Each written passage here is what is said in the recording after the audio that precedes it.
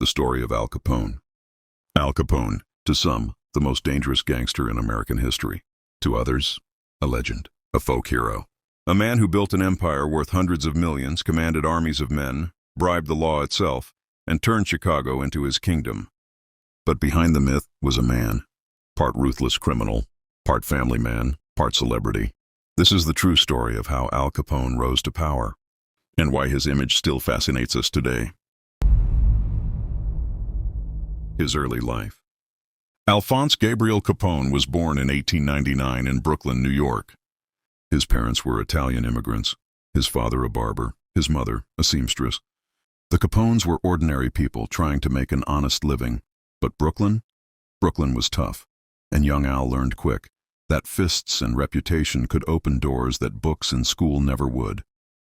At 14, after striking a teacher, he was expelled. That decision set him on a different path. He worked odd jobs, ran with gangs, and in a bar fight. A knife across his face gave him the nickname Scarface, a name he despised. But the turning point came when he met Johnny Torrio, a seasoned gangster. Torrio saw something in him, not just muscle, but brains. When Torrio moved to Chicago, Capone followed. That choice would change everything. Chicago in the 1920s was the perfect playground. Prohibition had just begun. The law said no alcohol, but the people, they wanted to drink more than ever. Torrio, and then Capone, gave them what they wanted. They built breweries, supplied speakeasies, and paid off cops and judges to look the other way. When Torrio retired after an assassination attempt, Capone took full control. By his mid-20s, Al Capone was running an empire worth over $100 million a year. His headquarters, the luxurious Lexington Hotel. His cars, bulletproof Cadillacs. His reputation, untouchable. Capone's rule wasn't just about money. It was about dominance. Rival gangs fought for the city. The streets ran red. The bloodiest moment came on Valentine's Day, 1929. Capone's men, dressed as police officers, lined up 7 members of Bugs Moran's gang, then opened fire. The St. Valentine's Day massacre shocked the nation. To Chicago, it was another day in the gang wars. But to America, it made Capone public enemy number 1. But here's the paradox. For every act of violence, there was an act of generosity. Capone funded soup kitchens during the Depression. He handed out turkeys at Thanksgiving. To poor immigrant families, he looked less like a monster and more like a man who cared. That's the dual image of Al Capone, the ruthless killer and the generous benefactor. It terrified people, but it also made them love him. The celebrity gangster, Al Capone. Most gangsters? They're all about hiding in the shadows, right? But not Al Capone. Oh, hell no. This guy was a spotlight junkie. Dapper suits, a cigar the size of a small dog, and his mug plastered all over the damn papers. Reporters? They couldn't get enough of him. He crafted his own legendary tale, the charming outlaw who lived life to the fullest, and boy, did people gobble it up like candy on Halloween. But beneath that glitzy facade, Capone had a life that was almost too ordinary to believe.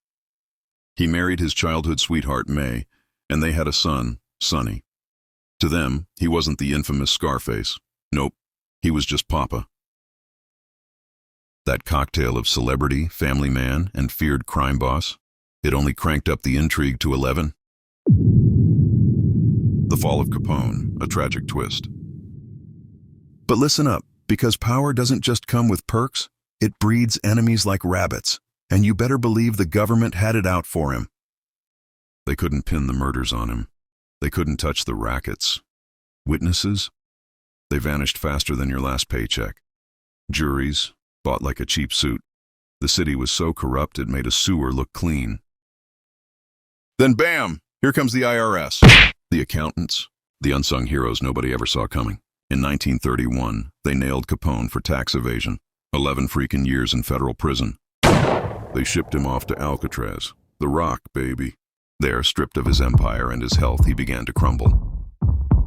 The syphilis he'd been carrying around like a dirty secret started to eat away at his mind. Paranoia, confusion. He was acting like a damn child. By the time he strolled out in 1939, Capone was no longer the infamous Scarface. He was just a shell of a man. The last years of the true gangster, a quiet exit. In sunny Florida, he faded into obscurity, fishing, playing cards, tossing breadcrumbs to ducks in his backyard. On January 25, 1947, Al Capone kicked the bucket from a heart attack. No dramatic shootout, no epic last stand, just a whispering silence. And get this, he was only 48. The legacy, a name that echoes. Al Capone's life may have ended quietly, but his story? Oh, it's anything but over.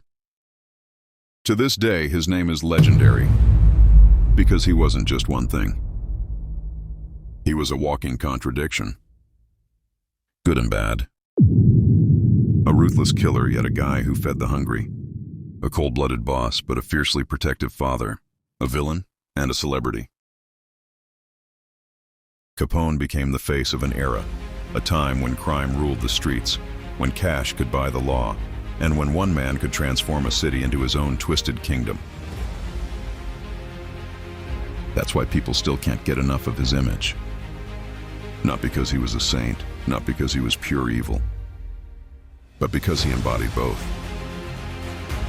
Al Capone, the man who showered Chicago with champagne and left behind a trail of corpses, and whose legend, oh, it's destined to live on forever.